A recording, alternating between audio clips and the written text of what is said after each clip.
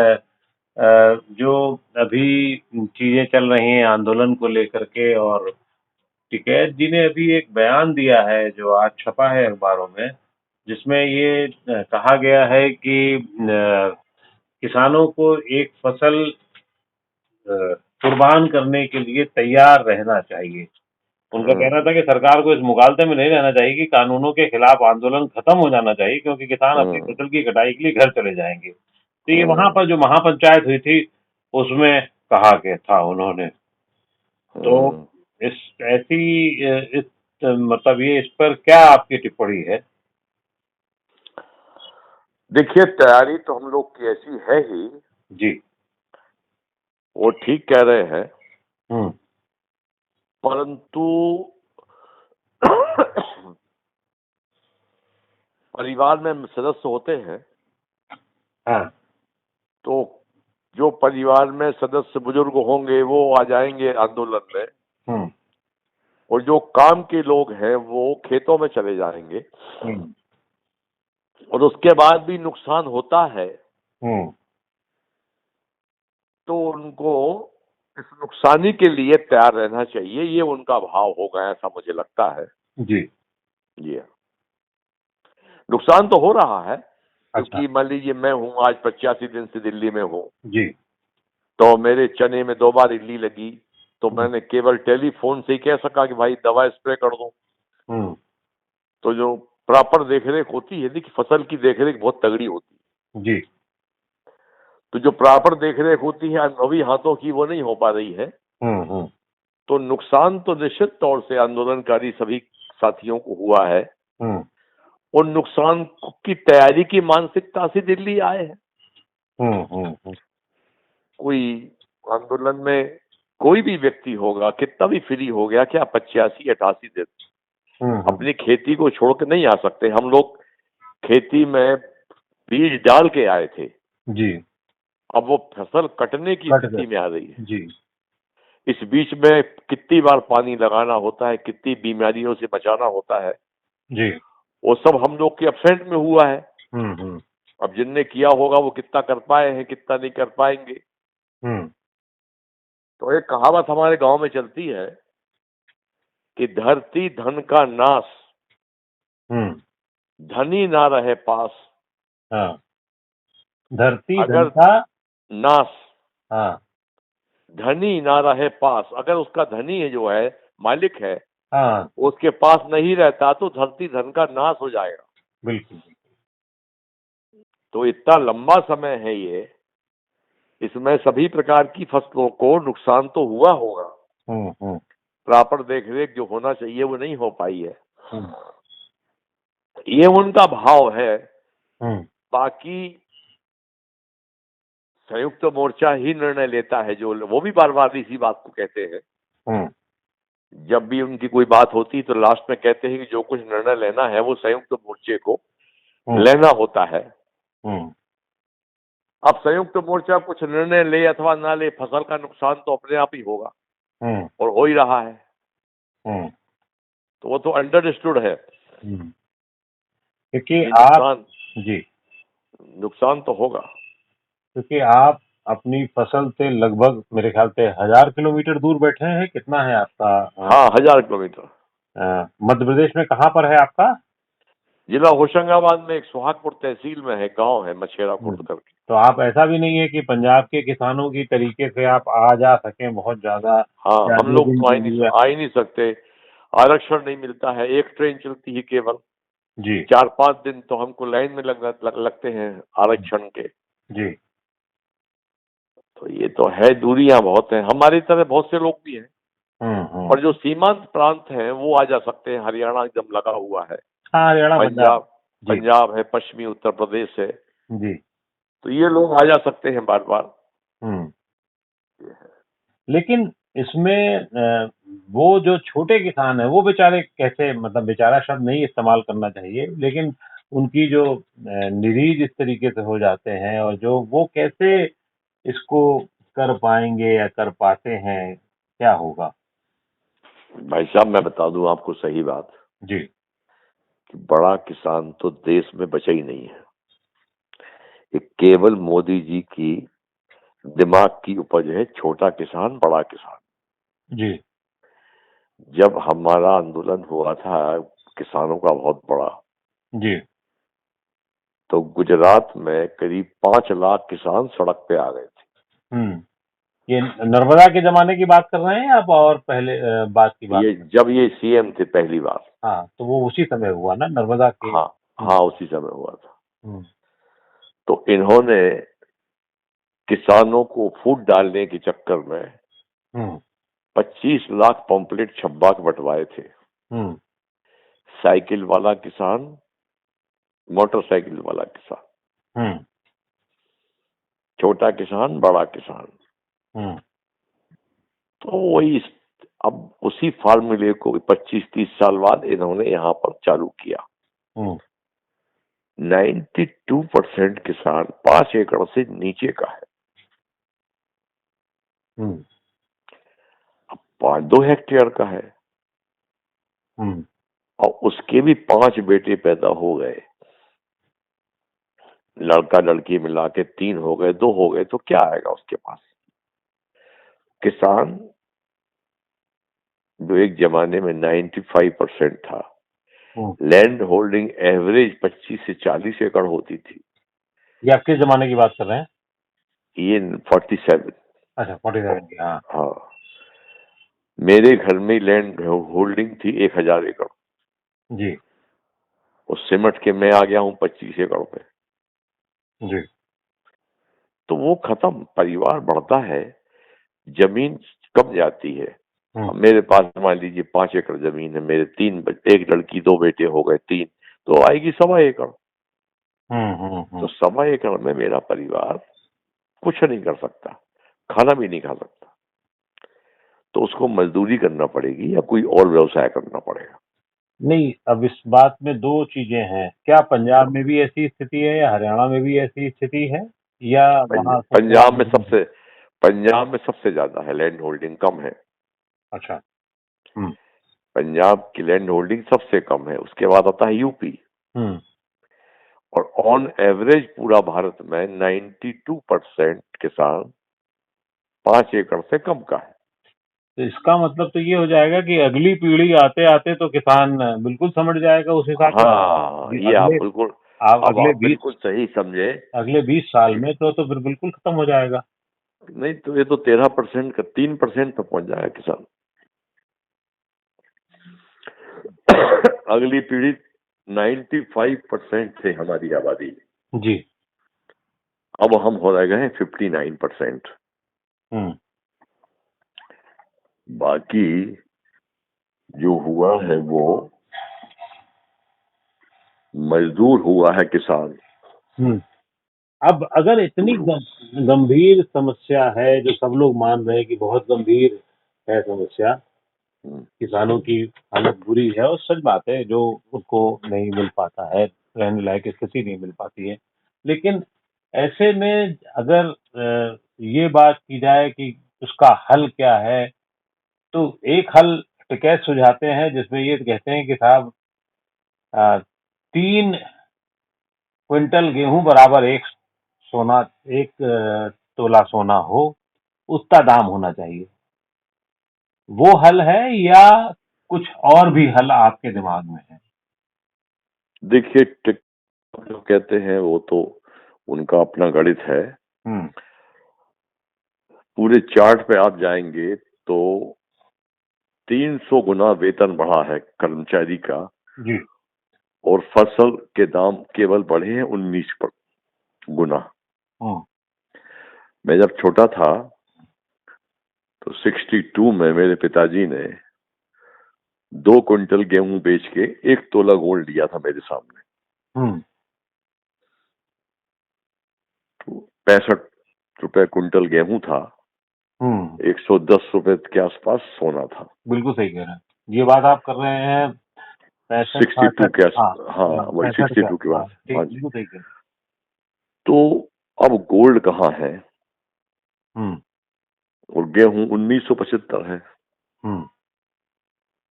गेहूं 50,000 है, वो तो सोना। हाँ, 6,000 बराबर 50,000 वाली बात है। हाँ, तो उस रेशो में डीजल हमने भरवाया है 25 पैसे लीटर। अब कहाँ पहुंच रहा है? तो हर चीज के दाम बहुत तेजी से बढ़े हैं। उस हिसाब से खाद्यान्न को रोक के रखा गया, चूंकि भुखमरी ना फैले। जी हाँ। तो फिर सरकार को चाहिए था कि इसका लागत कम करना चाहिए था। जैसे कि फर्टिलाइजर है, उस पर सब्सिडी देते, बिजली पर सब्सिडी देते, पानी फ्री करते, इक्विपमेंट्स पर, ट्रैक्टर वगैरह पर सब्सिडी देते। तो इसमें जो लागत थी इसको कम कर देते तो किसान को राहत होती, पर वो कम करते तो सरकार पे बोझ पड़ता। अब ये तो संभव नहीं है कि अपन गेहूं का रेट आज लगा दें 10,000 रुपए क्विंटल। ये मानवता के दृष्टिकोण से ये लगता है, पर सरकार हमको उसके बदले में सुविधाएं दे दे। अब अजीब, पंजाब में बिजली फ्री है, 6-7 राज्य हैं जहां बिजली फ्री है। मध्य प्रदेश में बिजली का चार्ज है, उड़ीसा में है, राजस्थान में है, यूपी में भी। तो क्या है भाई, पूरे देश को बिजली फ्री कर दो आप। खाद पर टैक्स कम कर दो, खाद के दाम कम कर दो, खाद पे जीएसटी लगा है आपका, ट्रैक्टर के दाम कम कर दो, डीजल सब्सिडी में दे दो आप। गुजरात को आप दे ही रहे हो सब्सिडी में डीजल। लागत कम कर दें, या फिर आप जो विदेशों में होता है, अमेरिका है, अमेरिका में 2,90,000 की ग्रांट देते हैं वो एक एकड़ पे किसान को। आप हमको ग्रांट दे दो, उस हिसाब से कोई चीज मत दो, हमको ग्रांट दे दो, क्योंकि भोजन जो है ये प्राकृतिक उत्पादन है, ये कोई कारखाने फैक्ट्री में नहीं बन सकता। तो इसको तो पैदा करना ही पड़ेगा। प्राकृतिक उत्पादन का वैसे भी कोई मूल्य अमूल्य है, ये तो इसका कोई मूल्य होता नहीं है, क्योंकि जीवन की रक्षा से सीधा सीधा जुड़ा हुआ है। तो ये हमको प्रति एकड़ एक सब्सिडी दे दे। मान लो अमेरिका 2,90,000 देता है, ऑस्ट्रेलिया 2,60,000 देता है, कोई 2 लाख देते हैं। तो आप 2 मत दो, 1 मत दो, 25,000 दे दो, कुछ तो दो। इधर हमको आप अनुदान भी नहीं देंगे, उधर आप टैक्स भी पूरा करेंगे, इधर दाम भी नहीं देंगे, तो संकट है। अब कलाम साहब हमारे यहाँ आए थे मध्य प्रदेश में, तो गवर्नर साहब ने हमको फोन किया था कि कक्का जी हमको कोई एक कौन सा स्कूल में हमको जाना चाहिए। राष्ट्रपति जी ने कहा है कि वो किसी गांव के स्कूल में जाना चाहते हैं बच्चों से मिलने। एक कार्यक्रम में आ रहे हैं बोले, तो वो एक साथ में ये भी कार्यक्रम है। तो हमने कहा भोपाल के पास में एक तहसील बैरसिया है, वहाँ इंटीरियर में गांव में स्कूल है बड़ा, वहां ले जाइए, पास के पास में रहेगा, अच्छा है। वहाँ करीब करीब होंगे 4,000 बच्चे। उस दिन कुछ कम भी आए थे, तो उन्होंने हाई स्कूल के बच्चों से बातचीत की और ये पूछा कि कौन क्या बनना चाहता है। तो सब ने कहा doctor, engineer, pilot, force, police, military, कलाकार, सब कहा। एक भी बच्चे ने ये नहीं कहा कि मैं किसान बनना चाहता हूँ। तो उन्होंने भाषण में कहा कि देश के खतरे की घंटी बज चुकी है,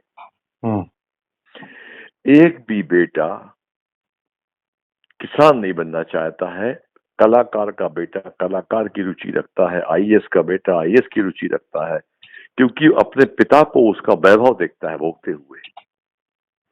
पर किसान का बेटा हम्म, शोषण देखता है केवल किसान का। हम्म, तो शोषण कराने के लिए किसान नहीं बनना चाहता। हम्म, और जब ये 4,000 बच्चों में से कोई बच्चा किसान नहीं बनना चाहता, किसान का बेटा किसान नहीं बनना चाहता, तो आगे खाद्यान्न का क्या होगा देश में? खाद्यान्न कहां से आएगा? हम्म, बड़ा अच्छा लंबा भाषण था उनका। हम्म। आपने एक सुझाव जो दिया है जिसमें ये कहा कि 25,000 एकड़ अनुदान दे सरकार। हम्म देश में कितना एकड़ भूमि है जो किसानी के लिए होती है? वो तो भाई साहब मैं भूल गया, याद नहीं है मुझे। लेकिन अब उसकी गणित तो याद रखनी होगी देश को कि उससे नहीं, कितना। जब इस दिशा में अपन से कोई सुझाव मांगेगा हाँ, तो अपन तो फिगर दे देंगे कितना पैसा लगेगा। हाँ, हाँ, हाँ। ये तो चलिए। मेरी आपकी 1 to 1 बात हो रही है। हाँ, हाँ, और 25,000, जैसे कि दक्षिण भारत में आंध्र प्रदेश में वो 15,000 दे रहे हैं पर एकड़। हाँ, हाँ, हाँ। सरकार उसका कैलकुलेशन कर ले, सरकार के पास अर्थशास्त्री है, वैज्ञानिक है, कि भैया इतने एकड़ जमीन में आप खेती, हम भी नहीं चाहते कि गेहूं एक्स्ट्रा पैदा करके आप फेंको उसको, हाँ। कोई भी ऐसी फसल नहीं चाहते। अ, ये भाई साहब चाहे तो देश को स्वर्ग बना सकते हैं, पर ये देश को नरक बना देंगे। हम्म, जैसे कि मैंने कहा, मुझे कहा मंत्री जी ने, कृषि मंत्री ने कहा, पर आंदोलन के पहले हमारी 1 to 1 में, हम्म, कि हम इतना सारा सामान समर्थन मूल्य पे कैसे लेंगे। हम्म। एक और मंत्री हैं, उन्होंने भी कहा। तो मैंने उनसे ये कहा कि 80,000 करोड़ का तेल आप बुलवाते हैं बाहर से, बिल्कुल सही कह रहे हैं। तो 80,000 करोड़ हमारे जेब में जाना चाहिए था ना, वो किसानों की, देश की। हाँ। तो कहाँ जा रहा है? हम्म, और मैंने कहा, जब मैं हाई स्कूल तक पढ़ता रहा तब तक मुझे पता है कि मेरे घर में जितना तेल लगता था, हम लोग 1 लीटर भी तेल बाजार का नहीं लेते थे। हम्म, घर का जो रॉ मटेरियल होता था, तिली मूंगफली, उसको पिला के तेली के यहाँ से लेके आते थे। हम्म। 4 पीपा, 6 पीपे, 8 पीपे, जितना भी टीन लगता था, लाते थे। 16 किलो एक, वाला जो तेल चलता था। हाँ, 16 लीटर। तो अब वो 1 लीटर भी तेल हिंदुस्तान में बाहर से नहीं आता था उस समय तक। हम्म, हमारा किसान, और किसान की तिली, अलसी, मूंगफली, सरसों, हम्म, रमतिल्ला, सारी चीजों का, सोयाबीन, वो क्या, सोयाबीन, उसके हम्म, बाद में वो ये वाला सूरजमुखी, हम्म, करड़ी, जहां जहां जो परंपराएं थी।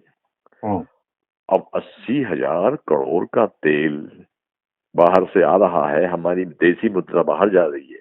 हम्म, यदि आपने इनके रेट ठीक कर दिए होते तिलहनी फसलों के, हम्म, बढ़ावा दिया होता है इनको, हम्म, कि ठीक है, हम आपका सरसों इस भाव लेंगे, मूंगफली इस भाव लेंगे, तो हम गेहूं नहीं बोते, हम धान पे नहीं जाते।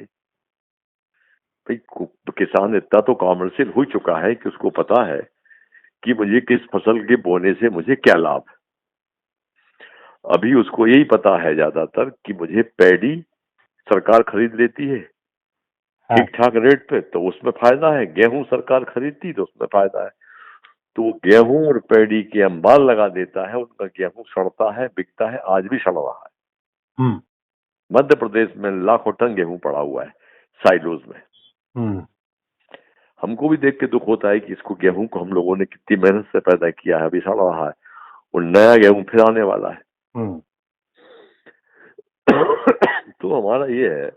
आप अकेले मेरे ख्याल से ऐसे किसान नेता हैं जो उस गंभीरता को भी समझ रहे हैं कि देश में गेहूं सड़ता क्यों है और क्या किया हम्म, जाता है। और दूसरी तरफ आप ये भी बता रहे हैं कि 80,000 करोड़ रुपए जो है वो तेल के आयात पर खर्च होता है। मेरी जो जानकारी है, हो सकता है कम ज्यादा हो, थोड़ा बहुत मैं जो नहीं, भी मैंने। 80,000 करोड़ ही है।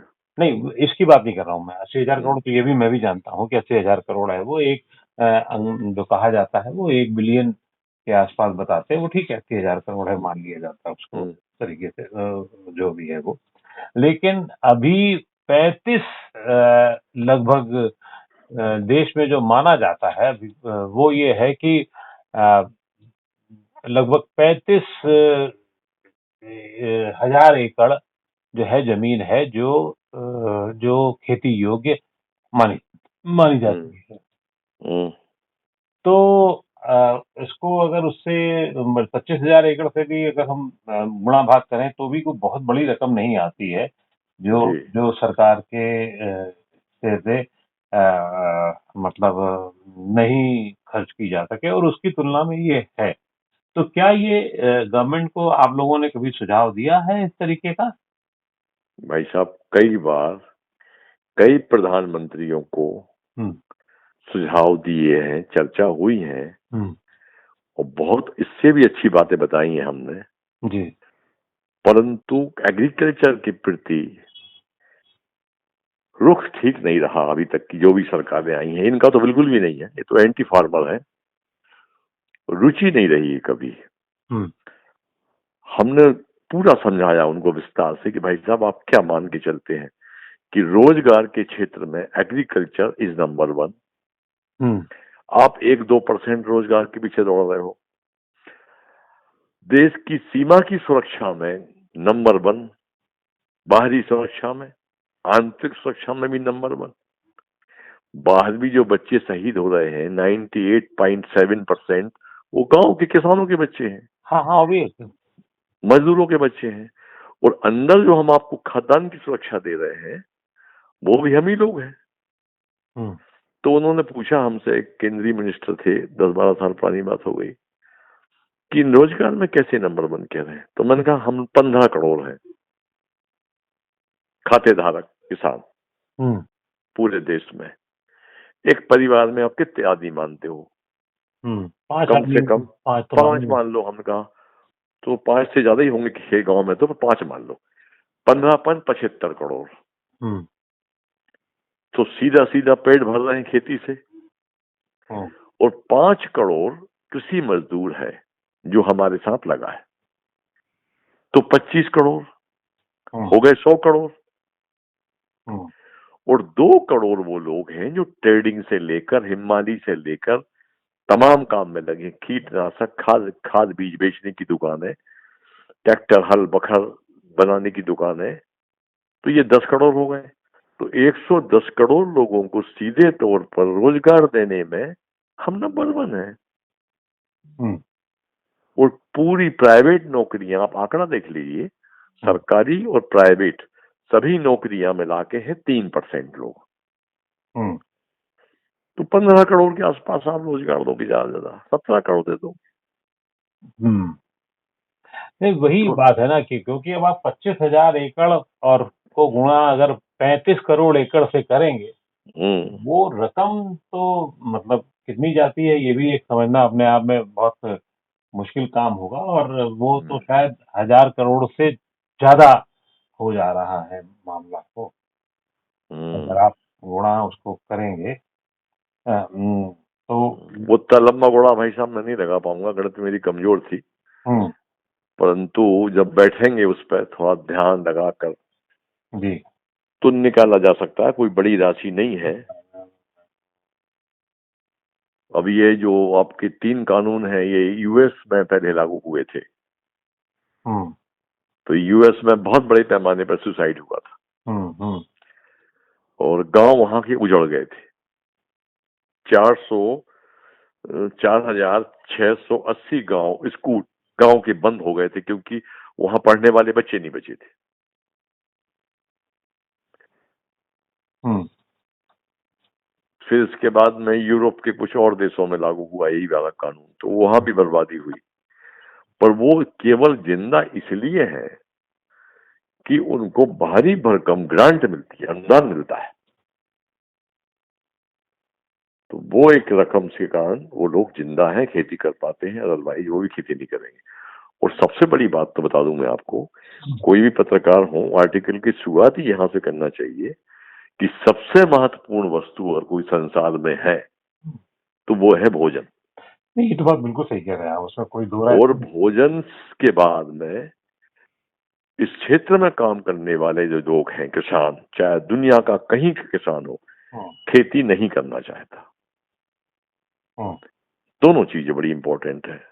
सबसे महत्वपूर्ण खेती, अनाज, और अनाज पैदा करने वाला अनाज पैदा करना नहीं चाहता।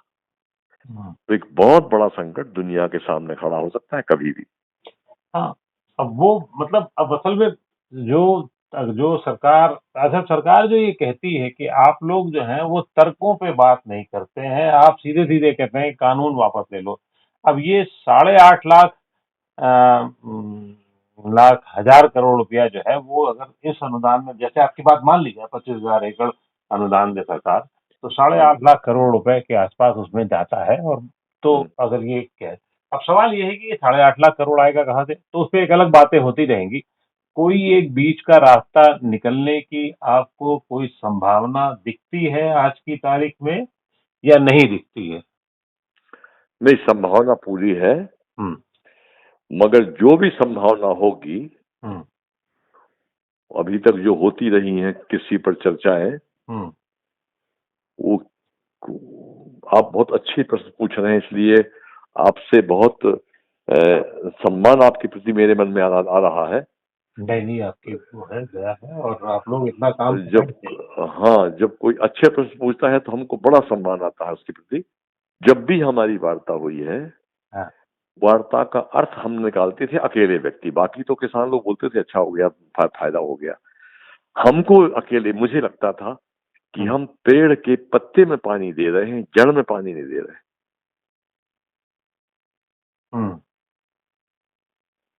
समस्या कहीं और है, निराकरण की बात टेम्परेरी हो रही है।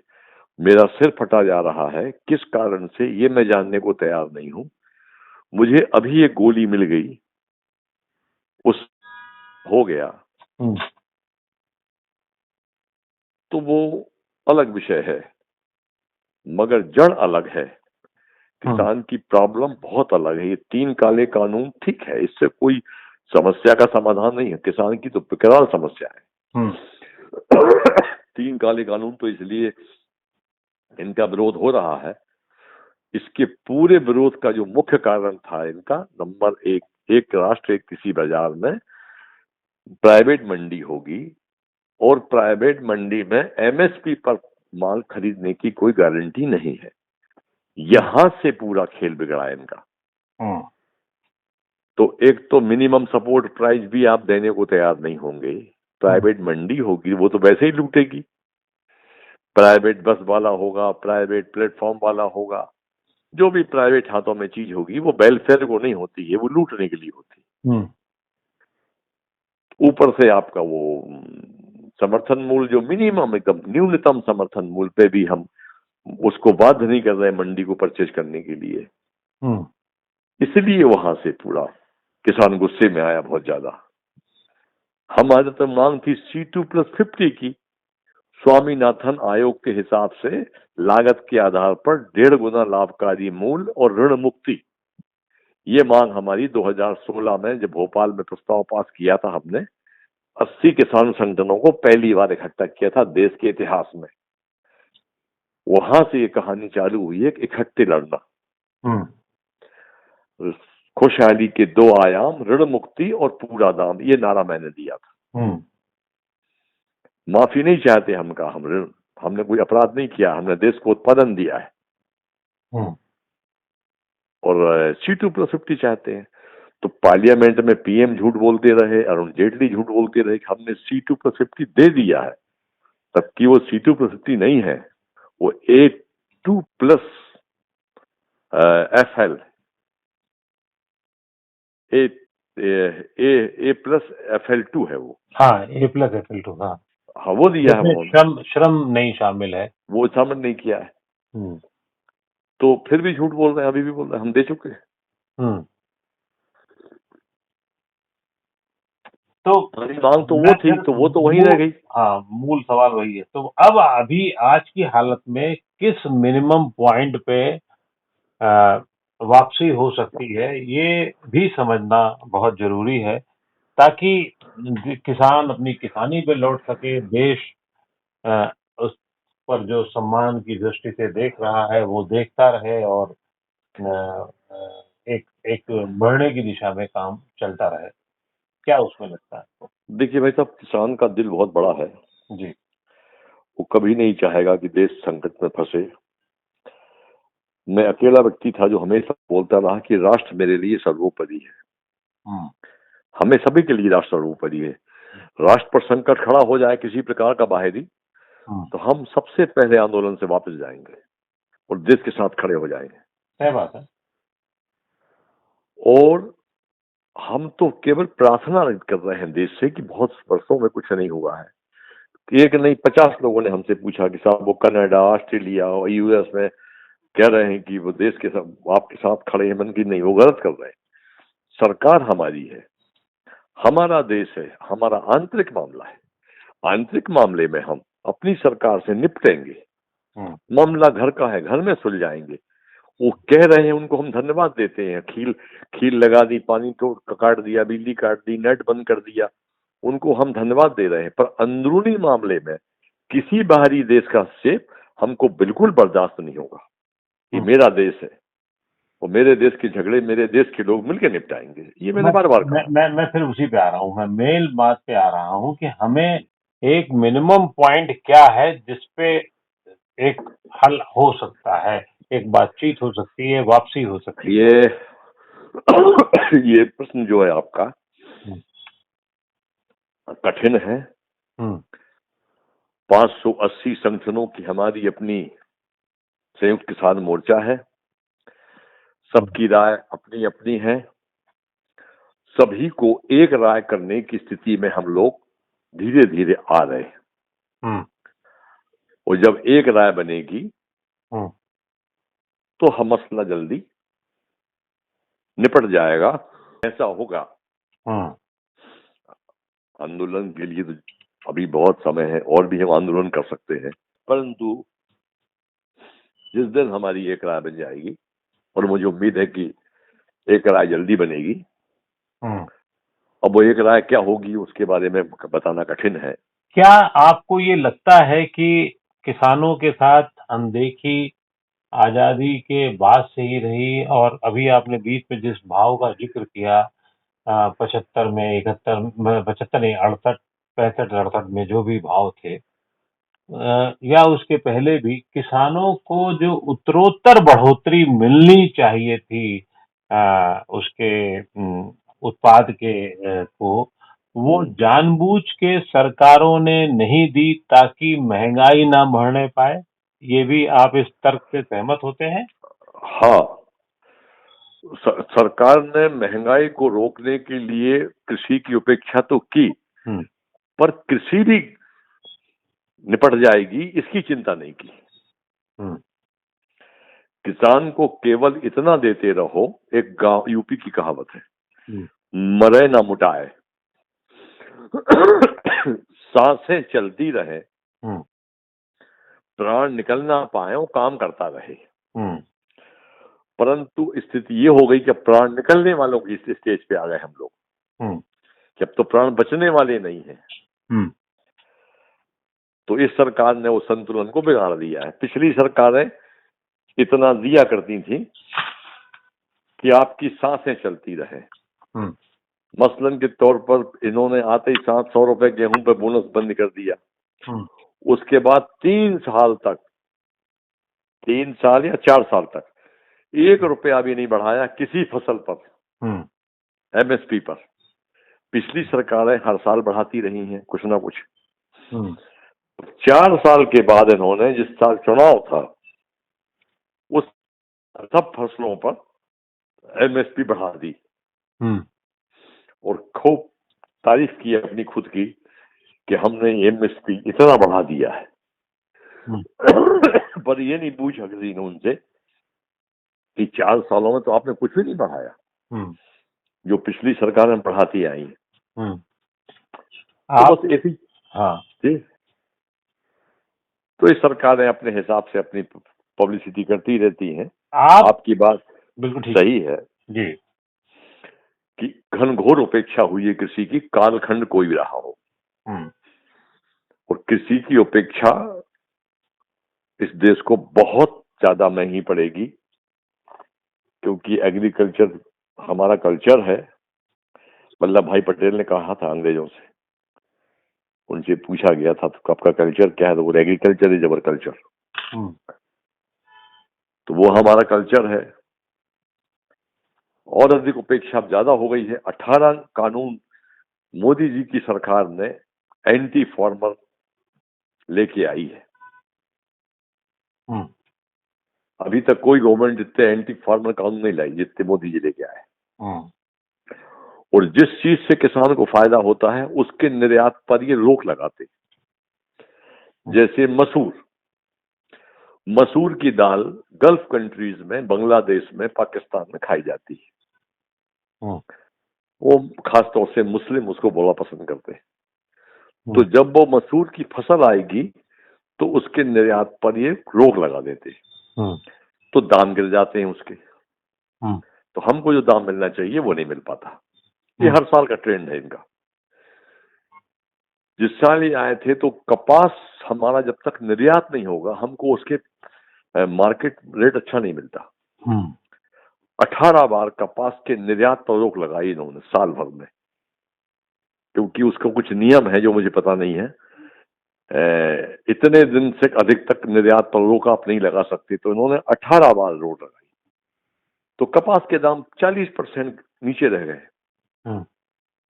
कपास पैदा करने वाले किसानों ने काफी मात्रा में सुसाइड किया था। तो जिस चीजों से ऐसे चीजें बुलवाएंगे बाहर से, जैसे मुझे मंत्री जी से बातचीत हुई तो मैंने कहा देखिए आप दालें बुलवाते हैं बाहर से, दाल को यदि आप दलहन और तिलहन को अच्छा रेट देंगे तो हम दाल पैदा करेंगे। तो मोदी जी खुद गए थे आज से करीब 5 साल पहले अफ्रीका के बगल में एक देश है मोजाम्बिक। मोजाम्बिक है। और वहां पर उन्होंने एक एग्रीमेंट किया था कि 1.25 लाख मैट्रिक टन तुअर की दाल हम आपसे लेंगे, हर साल 25,000 मैट्रिक टन बढ़ा के लेंगे। अब वो इस साल आई है करीब 2.25 लाख मैट्रिक टन।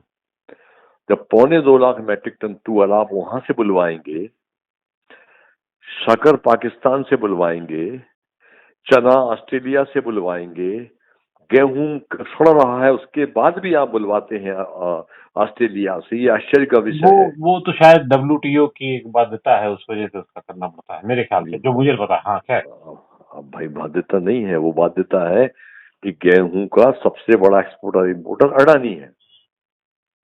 अच्छा। वो कमीशन खोरी में आता है।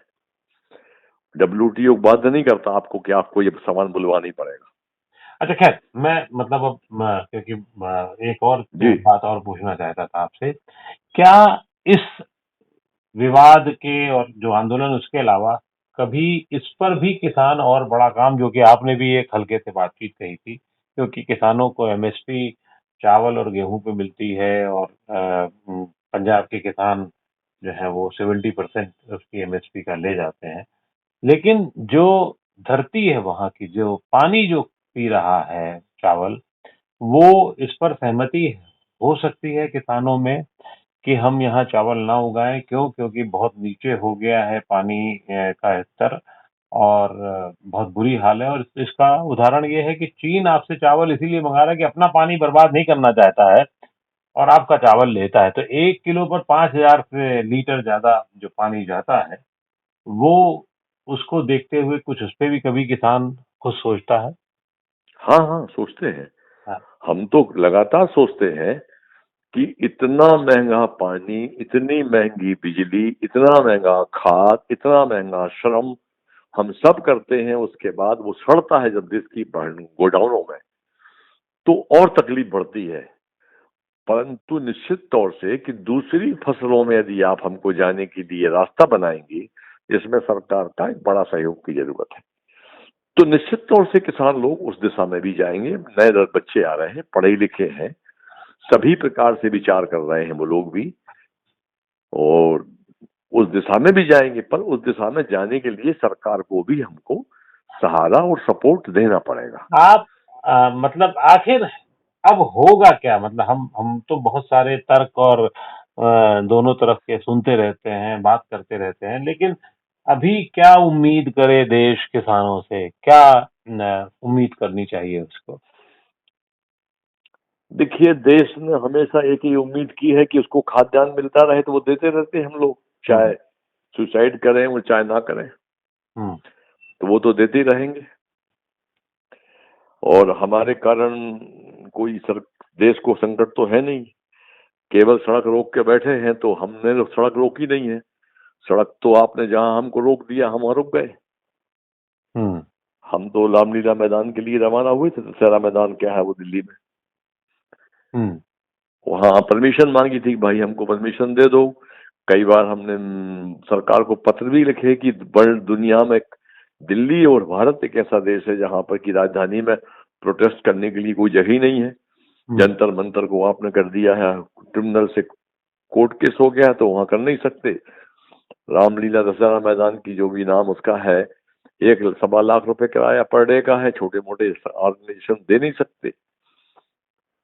तो आप हमको वहां तक आने दीजिए, आपने नहीं आने दिया, आपने रोक दिया। जहां भी जिसको रोका वो वहां रुक गया, जहां तक आ सकते थे आए। इस बीच में सुप्रीम कोर्ट में गेंद चली गई,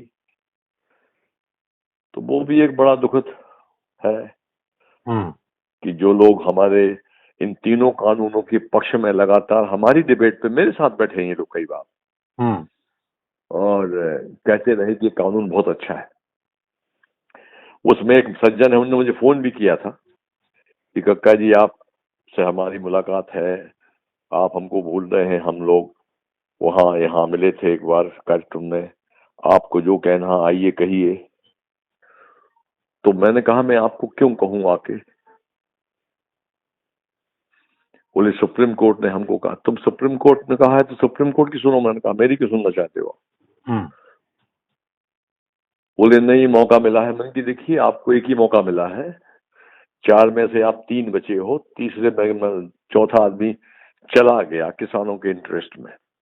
किसानों की रुचि नहीं है और आप किसान नेता अपने आप को बोल रहे हो, तो आपको भी किसानों के सम्मान में इस्तीफा दे के बाहर आना चाहिए। आप महाराष्ट्र के किसान नेता जो समिति में हैं उनकी बात कर रहे हैं? हाँ उनकी बात कर रहा हूँ। जगदीप।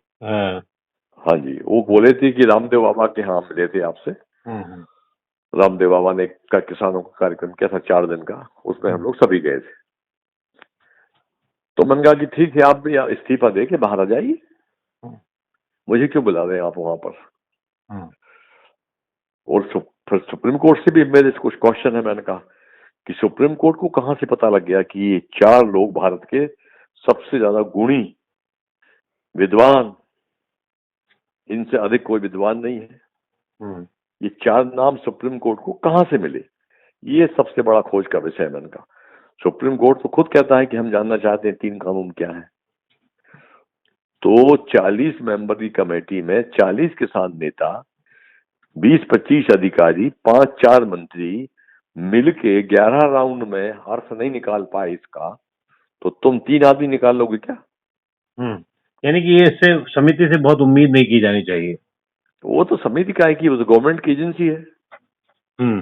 वो ये लोग हमारे साथ डिबेट में बैठ के 4 अर्थशास्त्री यहाँ पर है, वो जो गुलाटी क्या नाम उसका, अशोक गुलाटी। हाँ वो महाफर्जी आदमी, वो इतना चीख चीख के बोलता है डिबेट में बीजेपी के पक्ष में, जैसे वो बीजेपी का प्रवक्ता नहीं बोलते चिल्ला चिल्ला के, वैसे बोलता। चलिए अब हम तो कुछ उम्मीद ही कर सकते हैं आगे आप लोग और समिति और नहीं, हम भी क्या उम्मीद करेंगे। हम लोग भी एक ऐसे जहाज में हैं जिसको सर्वसहमति के साथ आगे ले जाना है, और सर्वसहमति बनेगी ऐसी हम पूरी उम्मीद करते हैं, और बहुत जल्दी कोई निर्णय निकलेगा, ऐसी आशाओं के। बहुत बहुत आभार आपका कि आपने इतना टाइम दिया। चलिए आभार आपका, धन्यवाद। जी।